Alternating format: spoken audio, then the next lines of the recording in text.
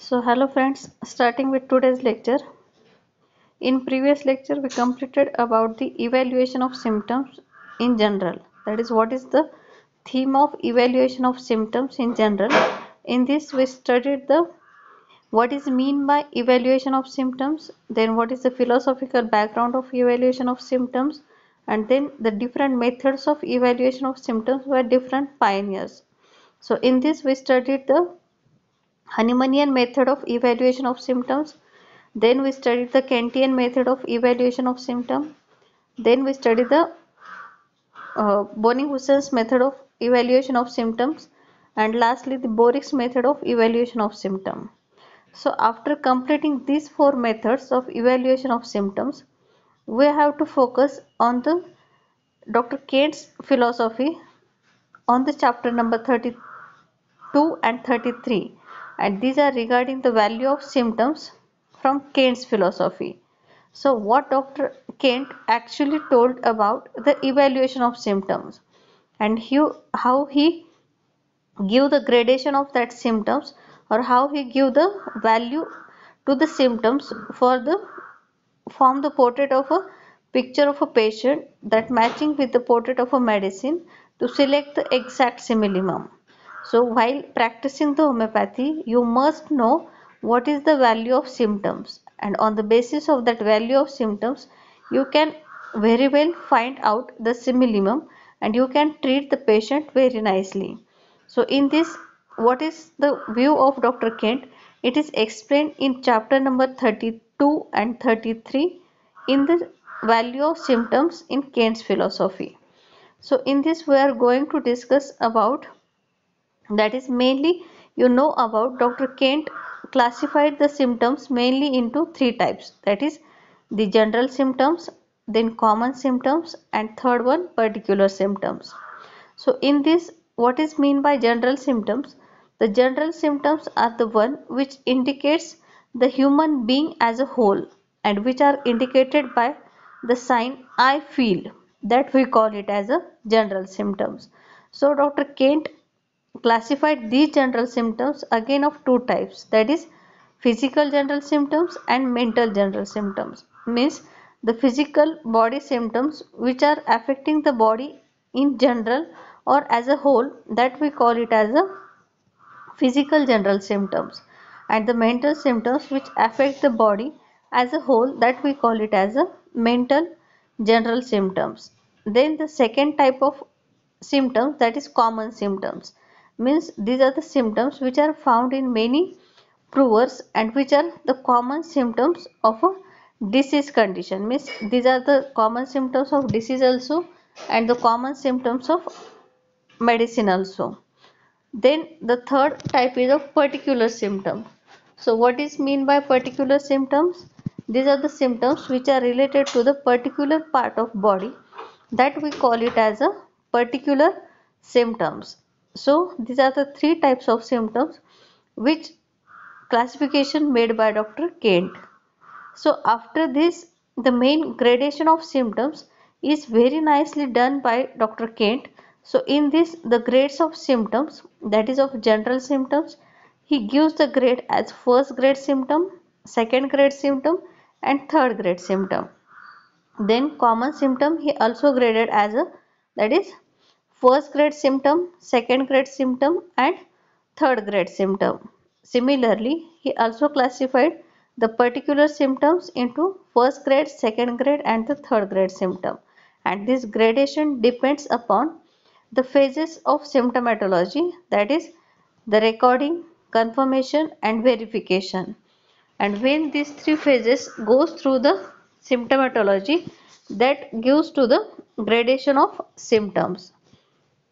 So this is the classification that is done by Dr. Kent.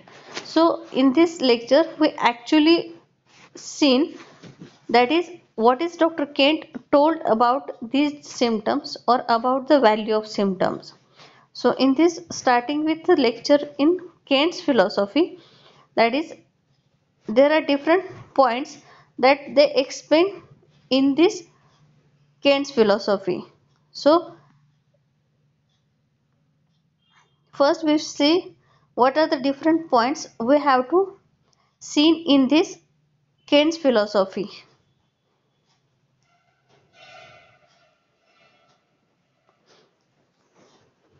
So this is the classification according to Dr. Kant, that is general, common and particular, and then general, common and particular again into three grades.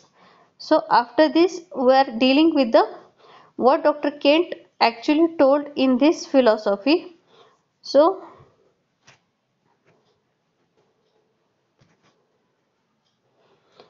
this is a quick glance at this philosophy. In this, Dr. Kant explained about the value of symptom. So in this, in aphorism number 153 is the one that teaches more particularly how the process of individualization and discrimination shall be carried out. So in this, he told about the in aphorism number 153 is the one that teaches more particularly how the process of individualization of or discrimination shall be carried out. That is about the individualization. This is explained in aphorism number 153, and it treats of characteristics, it treats of grades.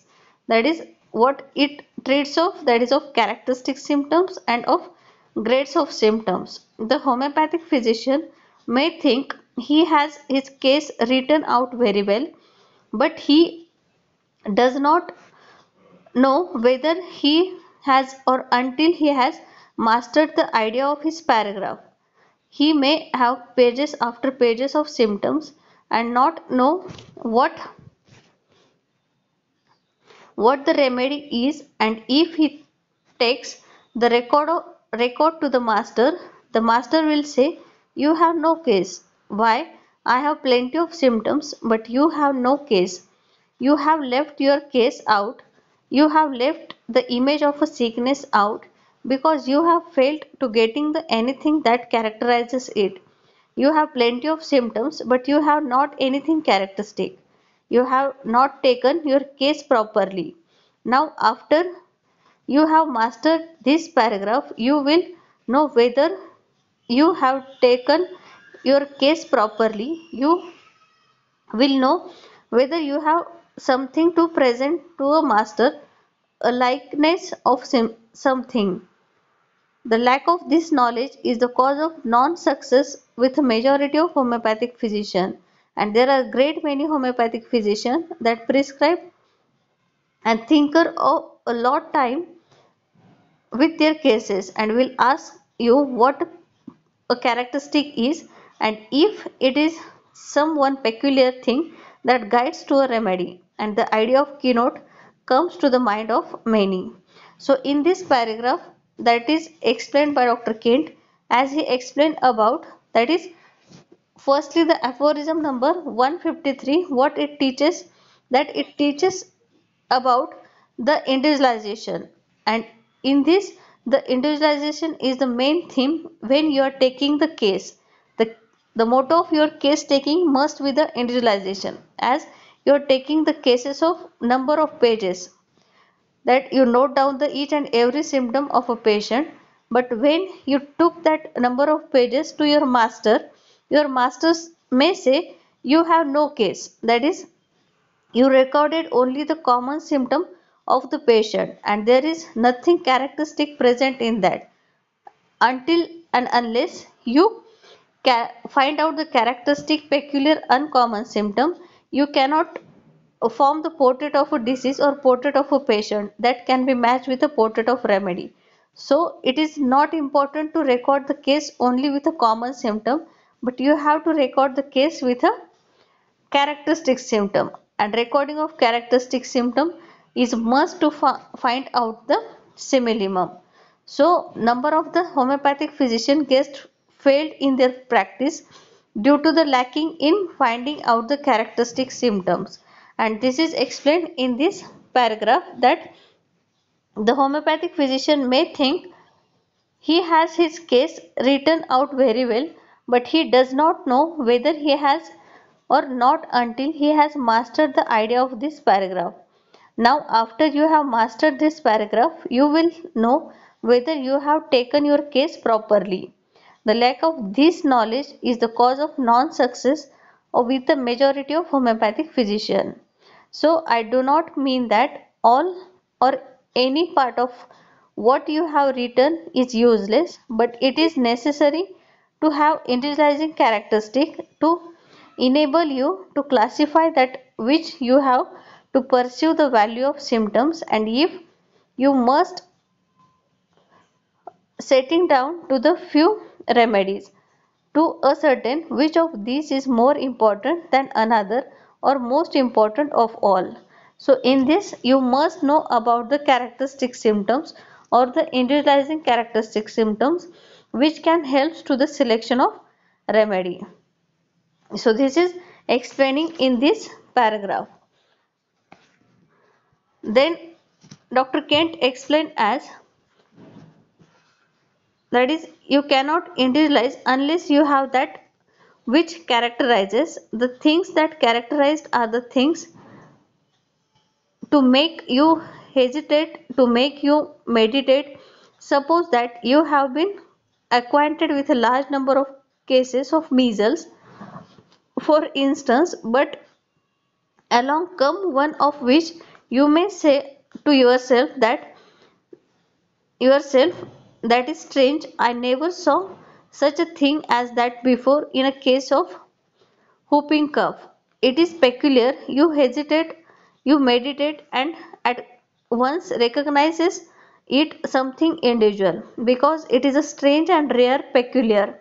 You say, I do not know what remedy has that symptom. Then you commence to search your repertory or consult to your more experience, and you find in the repertory or upon consultation that a medicine has that thing as a strong feature as a high grade symptom, and it is as peculiar in the remedy as in your patient, though you have never seen it before. You may have seen 100 cases of measles without seeing that very thing, that peculiar thing that you see in measles relates to the patient and not to the disease. And as the sole duty of physician is to heal the sick, that peculiar thing will upon the whole case to the remedy. When you find that the remedy has that symptoms along with the other symptoms, you must attach some important importance to it, and when there is two or three of these peculiar symptoms, then they form the characteristic features. So in this they give the importance about the characteristic symptoms in the case. So what is the importance of characteristic symptoms? That if you have characteristic symptoms, that characteristic symptoms indicates the or that individualizes the patient, as you cannot individualize unless you have that which characterizes. And suppose that you have been acquainted with a large number of cases of measles, for instance, but along comes one of which you say to yourself, that is strange, I never saw such a thing as that before in a case of whooping cough. It is a peculiar. Then you commence to search your repertory and consult to your doctor. So when you have characteristic symptoms, that characteristic symptoms can indicate the remedy directly, and you can be the correct physician or you can choose the remedy very nicely if you find out the characteristic symptom in the case. So this is the importance of characteristic symptoms, that while you are taking the case you must find out the characteristic symptoms or you search for characteristic symptoms. If you noted the number of pages of common symptoms, it don't having that much importance as that of characteristic symptoms, as 2 to 3 of characteristic symptoms that may indicate the remedy which is the simillimum of the case, and that can be cured very nicely with that characteristic symptom similarity. So this is the importance of characteristic symptoms. Then in the next para, Dr. Kent explained about the common symptoms. So in first paragraph we see about, that is, if you are taking the number of pages of cases, it is not important.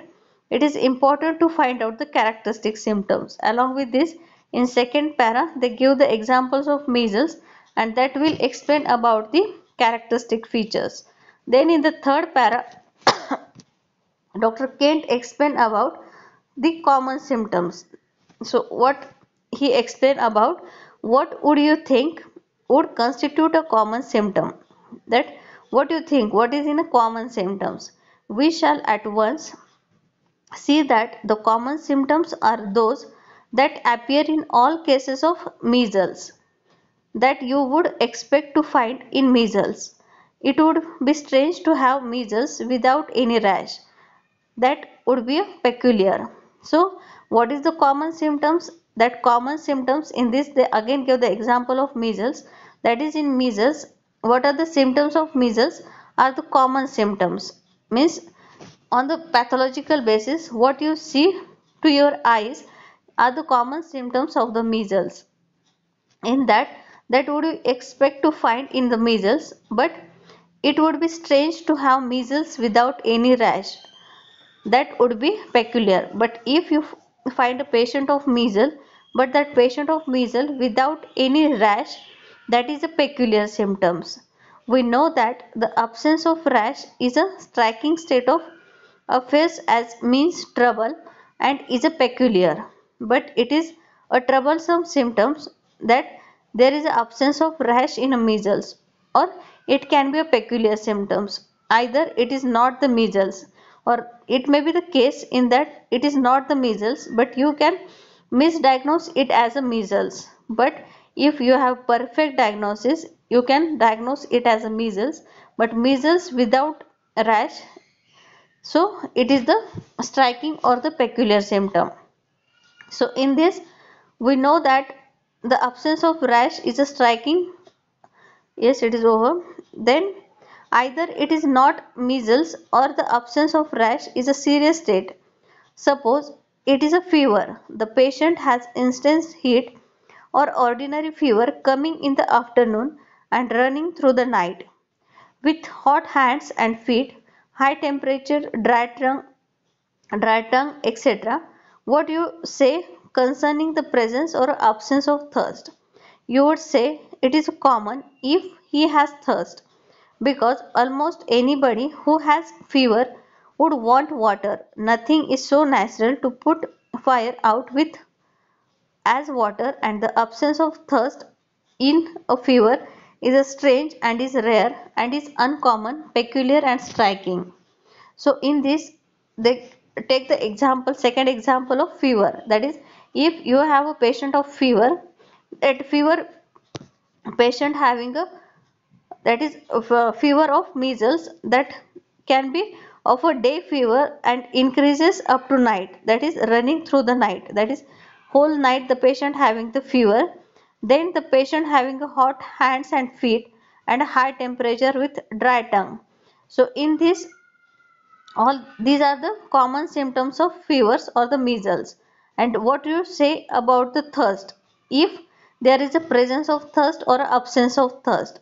When there is a fever, in that case, naturally body wants a water. So in that case, if there is a presence of thirst, it is a common symptom. But when these symptoms along with the absence of thirst, that absence of thirst becomes the rare, uncommon and the peculiar symptom. So in that case, in this way you have to find the peculiar uncommon symptoms in the common symptoms. So the common symptoms have that important. You must know about the common symptoms, and if you know the common symptoms very well, you can recognize as the uncommon symptoms, or you can understand about the uncommon symptoms. So to knowing the uncommon symptom, first you know about the common symptoms of the disease. So in this you would ask yourself at once, is it not strange that he does not have thirst with such a high temperature? You at once strike to the remedies that are thirstless. You would not think of hunting up a remedy that has thirst. So in that case, you are very nicely goes toward the or reach towards the remedy, as you have to find only the remedy which having a thirstless during fever. So this is the importance of common symptoms, that if you know very well about the common symptoms, then and then you can find the uncommon symptoms very nicely. So in the absence of striking features of disease constitute a peculiarity that relates to the patient. Well then, that which is pathognomic is common because it is common in that disease, but an absence of the pathognomic characterizes that particular disease is that patient, and therefore means the patient, and in proportion as you have that class of symptoms, just in that proportion. So you have things that characterizes the patient, and the specific remedy for the patient will be the simillimum. So it is necessary to know sickness not from the pathology, not from the physical diagnosis, no matter how important these branches are, but by symptoms, the language of nature. So in this, you it is not necessary to know the sickness, that is what is sickness, it is not known from the pathology or the physical diagnosis only, but you have to know about what is the characteristic, what is the peculiarity present in that symptoms, from the symptoms the language of a nature. So these are the importance for the knowing the diagnosis of the patient, to knowing the common symptom of the patient, but for finding the homeopathic simillimum, you must know about the characteristic symptoms or the peculiar uncommon symptoms.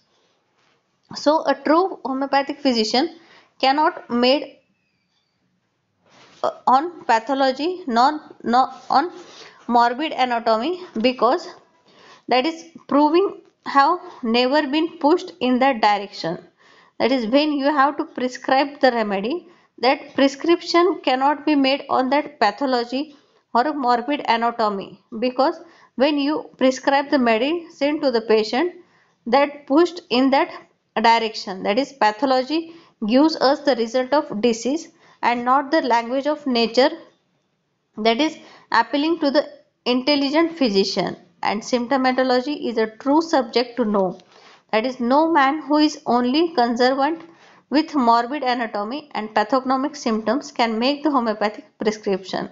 So only the disease name or what is the morbid anatomy present in a case that cannot make the homeopathic prescription. And in addition to diagnostic ability, he must have a peculiar knowledge, that is, he must be acquainted with the manner of expression of each and every disease. He must know just how each disease expresses itself in language and appearance and sensation.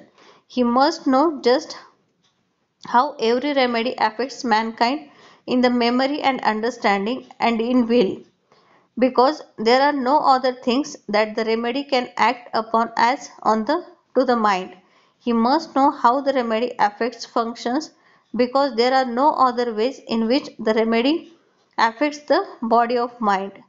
Now if he knows how diseases express themselves in signs and symptoms, then he knows that what constitute an individual disease a little different from all others. So it is the peculiar way that the same disease affects the different patients that makes the symptoms strange, peculiar and rare. That which is the pathognomic in the remedy is that which you will study out most, because it is that which is related to the patient. Such is the state of mind that the homeopathic physician must keep themselves in the order to begin this study, and when they have begun to think in this way, they can then study the symptoms of the disease as to grade. So in this, when homeopathic physician prescribe the remedy, he cannot prescribe the remedy on the pathological or on a morbid anatomy or on a pathognomic symptoms, as these symptoms relates to the disease condition only. But while prescribing the remedy, homeopathic physician must understand the mental condition of the body, that will indicates what is the action of that remedy on the memory, understanding and will of the patient, and how it affects on a general physical level of the patient, and when he find out that remedy which is based on these symptoms, then that remedy can act very well. And in this, now he knows the disease express themselves in signs and symptoms, and then he knows what constitute an individual disease a little different from others. That is, all of you know that there are different cases, or a same disease condition can be present in different patient. So in that case, the pathology is same, the pathognomic symptoms or the common symptoms of a disease are the same in all the patient. But what you have to find, that is what homeopathic physician has to find, that is about the peculiarity. How the measles of one patient is different from the measles of other patient, and that peculiarity can differentiate him from the other, or it can individualize that patient, and that individualized nature can be matched with a homeopathic remedy, and that homeopathic remedy can very well cure the patient in a right way. So this is regarding the homeopathic prescription, not on a pathology, not on a morbid anatomy, but it is on a individualizing of the patient. So this is explaining in this para. Then in next paragraph they explain about, that is, the symptoms of remedies must be studied especially with respect to order on grade. So when you are studying the symptoms of remedies, must be studied especially with the order on a grade, to look upon them as all alike because they appear to be all on the same level, is to be unable to make distinctions. One symptom with one physician is as good as another. It is a fact that symptoms to a great extent are upon the sliding scale. What is peculiar in one remedy is not in any degree peculiar in another, while it may be peculiar in a chronic case to have the thirst, it is not so in a fever. That which is true in many respects in a chronic state may be the very opposite in an acute case. So the chronic miasms are the very opposite in their character and order to acute miasm, and this is the fact that homeopathic physician must know. So while prescribing the remedy, the homeopathic physician must know about the order on grade, that is, on which basis you are prescribing the medicine. That is, if you are giving the medicine in chronic condition or on a acute condition or a chronic miasm or acute miasm, then you have to know about each and every symptoms or the fact of that symptoms, that is, to a great extent upon the sliding scale. That is, if it may be present in an acute case, but many of the times it may be absent in a chronic case. So that this peculiarity the homeopathic physician must know about it to order on a grade. Then in next para, Dr. Kent explain about, if you have a striking case of inflammation of the morbid of the parotid gland, the patient says do not press upon it because it is very sore. How would you classify that as a common or strange? That is, if you have patient of a inflammation of parotid gland, and if patient said do not press upon it because it is very sore, that is, if you press, or if physician press that parotid gland, it is very sore, then how you can classify that it is a common symptom or it is a strange symptom? So in this, if you think but a moment, you will see that it would be a very strange thing for a highly inflamed gland not to be a sore.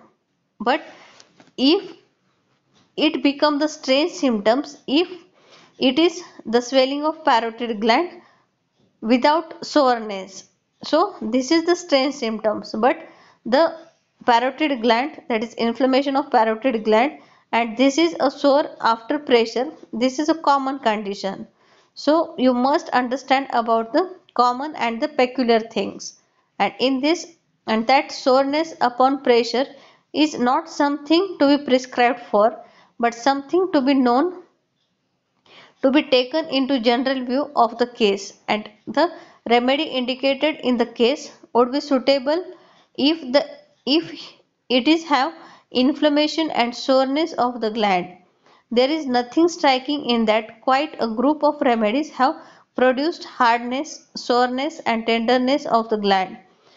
It may be one of those, or it may be one which has never produced these things. If it have characterizing features of the patient. So in that case, if patient comes to you and he said that is he has a inflammation of parotid gland, and you press that parotid gland, that becomes very sore, that is painful. Sore means that is painful condition. So in that case, how you differentiate that it is a common symptom or a strange symptom?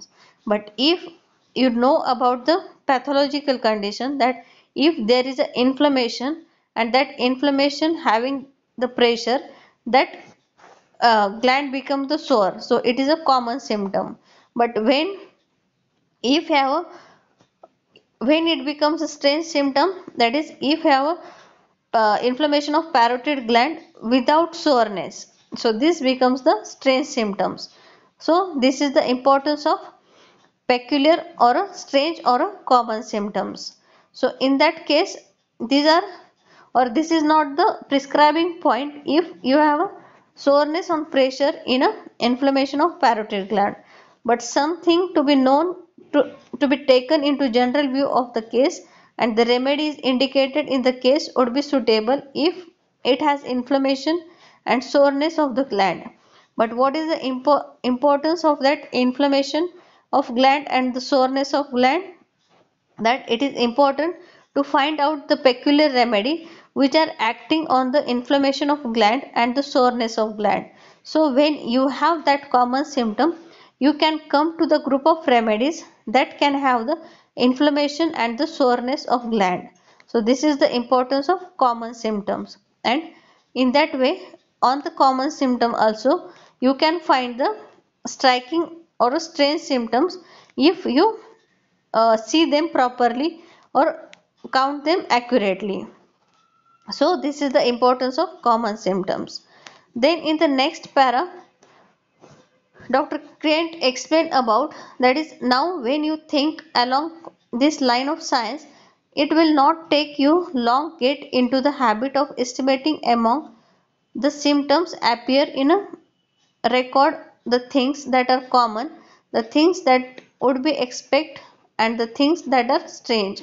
So in that case, if you know very well about the common and strange symptom, then you can prescribe the remedy very nicely. So in this he again explained about, that is, again we see that there are certain symptoms in the remedies that are general, and on the other hand the symptoms that are general must also be taken into account in order to examine any record. So after this, Dr. Kent explained about the general symptoms. So firstly, he explained about the importance of characteristic symptoms, then he explained about the common symptoms, and then he explained about the general symptoms. So in this, that is, again we see that there are certain symptoms in the remedies that are general, and on the other hand the symptoms that are general must be taken into account in order to examine any record.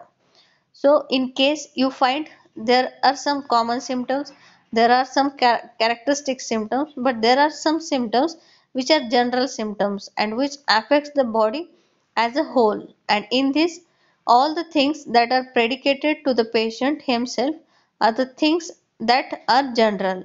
So what is the general symptoms? The things that are predicated of the patient himself are the things that are general things. So in this, all the things that are predicated of any given organ or things is a particular. If it is related to any organ or things, it is a particular. But when it indicates or predicates the whole body or to the patient, it is a general thing. So we see how there is a thing in general and the things common and the things particular. So there are some things which are general things, then things which are common things, and the things which are particular things. So sometimes it may be a condition or a state, sometimes maybe symptoms. So sometimes it is related to the condition or sometimes it is related to the symptoms. So we have said that what this patient predicates of himself will generally appear to you to be at once something in general. So things that are related to the general, when the patient says I am thirsty, as a matter of fact, although he feels that thirst in the mouth, yet his it is his whole economy that craves the water. So in that, when a patient says that I am thirsty, so it is a matter of fact that although it feels the thirst that in the mouth, if that thirst indicates the mouth symptom, but it is not the particular symptom or related to only mouth, but it indicates that the whole economy or whole body of the patient craves for the water. So I am thirsty, it is a general symptoms. So the things of which he says I feel are apt to be generals. So what are the general symptoms? The symptoms which indicates I feel. That symptom we call it as a general symptoms. The patient says I have so much burning, and if you examine him you find that his head burns, that the skin burns, and there is a burning in the anus, burning in the urine, and whatever region is affected burns. So if patient is says that I have a so much burning, so that burning it is a general symptom which is present in a patient. So how it becomes a general symptom? If burning is present in a particular part or a organ of a body, it is a particular symptom. But patient says when I have much burning, that is I have, so that indicates that the burning is, and when you examine that patient, you find that that is burning in a head, burning in a skin, burning in a anus, burning in a urine. So this is the indication of general symptoms, that is I, that we call it as a general symptoms. And if it were only in one organ, it would be a particular, but these things that relate to the whole of the man are the things in general. So the things which indicates man as a whole, that we call it as a general symptoms. Then again, when the patient tells things of his affection, he gives us things that are most general. That is, again, when the patient tells things of his affections, he gives us the things that are most general. When he speaks of his desires and aversions, we have those things that relate to closely to man himself, that the changes in these things will be marked by changes in his very ultimates. And when the man arrives at that state that he has an aversion to life, we say that that is a general symptom and that permeates his economy. That symptoms qualifies all the symptoms. And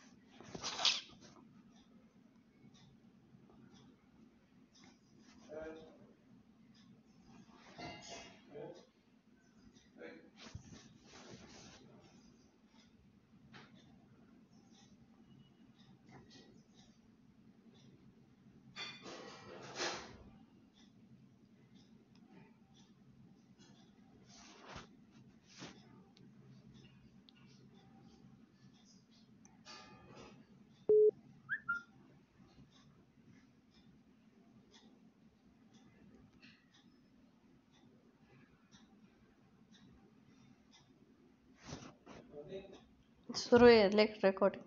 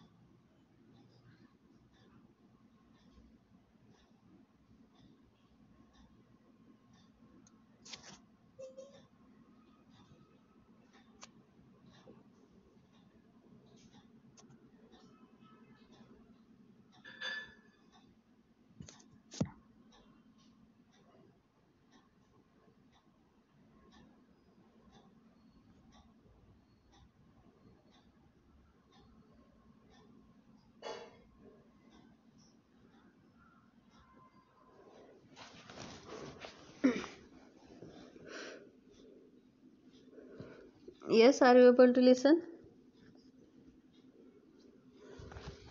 Yes, ma'am. Okay, so we are discussing about the general symptoms that is explained by Dr. Kent. So in this he indicates that the general symptoms are the symptoms which indicates human being as a whole and which can be expressed as I feel. So in this we see about the example of general symptoms at as I have so much burning. So after this Dr. Kent explained as when the patient tells things of his affection, he gives us the things that are most general. That is, when anything that patient is suffering, in that case, he firstly gives that symptoms which indicates the most general to him. And when he speaks of his desires and aversions, we have those things that relate so closely to man himself that the changes in these things will be marked by the changes in his very ultimates. And when the man arrives at that state that he has an aversion to life, we say that that is a general symptom and that permeates his economy.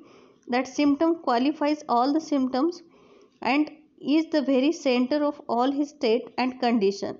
So in this, the what is the importance of general symptom? As the general symptoms have that importance, that is the center of the life of a patient, and when the center of life of patient is disturbed, that can be indicated as a general symptoms. That is when he has a desire to commit suicide, which is the loss of love of his life. We say that that is very innermost, and medicines affect man primarily by disturbing his affections, by disturbing his aversions and desires. So in that case, this having the importance for the selection of remedy, as the general symptoms can indicate the main thing of life of a patient, that is desires, aversions, and his innermost mental condition. The things that he loved to do are changed, and how he craves strange things, or the remedy changes his ability to comprehend and turn his life into a state of contention and disturbances. It disturbs his will and may bring upon him troublesome dreams, which are really mental state. That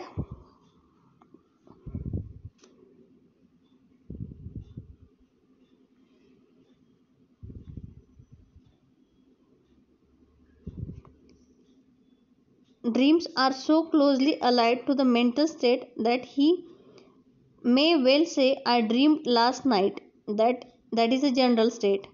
The things that lie closest to man and his life and his vital force are the things that are strictly general, and as they become less intimately related to man, they become less and less general until they become the particular. So the general symptom have that importance, that these are the things which are very much closest to the human beings, and when that general condition becomes less and less, the general, the it becomes the particular things.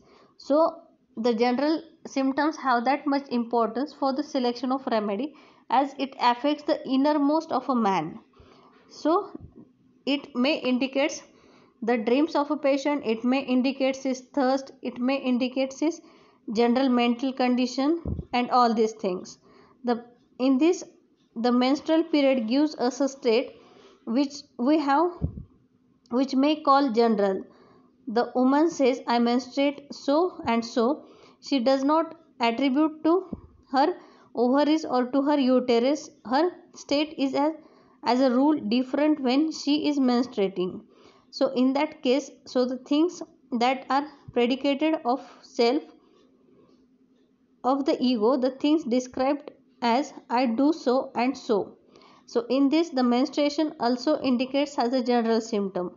So why it is indicate as a general symptom? As the woman says the I menstruate, and he cannot indicate or tell that my ovaries or my uterus or all these things, as he indicates I. So in that case, this is the general symptoms, and which is important for the indication of the remedies. So in this, the things that are predicated to self of the ego, the things described as I do so and so, that is when it is indicates to the self of a man, that indicates as a I do so and so, that doctor I feel so and so, I have so much thirst, I am so chilly in every change of weather, I suffocate in a warm room, etc. These are all general symptoms that indicates I.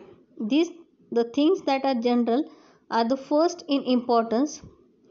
After these have been gathered, you may go on taking up each organ and ascertaining what is true of each organ. That is, you first gather the general symptoms, as they indicate the whole body of a man, and after gathering the general symptom, you go towards the each and every organ, and that each and every organ give the confirmation of that general symptom. So what is true, that can be indicated by these organs. Many times you will find that the modalities of each organ conform to the generals, and sometimes however they are maybe modalities of the organs which are particular, that are opposed to the general. Hence we find in remedies that appear to have in one subject one thing and in another subject the very opposite of that thing. In one it will be a general and in another it will be a particular. So you must be very conscious about the general symptoms as it indicates about the modalities also, that is the modalities in general and modalities in particular. We studied this also in when we study the different types of modality. So in this, what is the general modality? That indicates the whole body of a patient, or which can be aggravated or ameliorated as a whole body. That is the general modality, and each and every condition can be affected by these general modalities. But when it is related to particular part of body, that we call it as a particular modality. So that general modality have that much importance for the selection of remedy. So in this we also studied the example of, that is pulsatilla. Pulsatilla having the general modality as amelioration in open air, that is in every each and every complaint of pulsatilla you find that it is having the amelioration by open air. So this is the general modality of pulsatilla, and it having a importance for the selection of simillimum. So in this way we finished the first part, that is chapter number 32 of value of symptoms. So all of you understand about this. In this chapter 32 we explain about the importance of characteristic symptom, then what is mean by common symptom, and then what is mean by general symptom or particular symptom. Now in next lecture we will see about the continued part of uh, value of symptoms, that is chapter number 33 in tomorrow's lecture. So all of you understand about this chapter number 34 of value of symptoms by Dr. Kent. Yes, all of you understand, or any difficulty regarding it?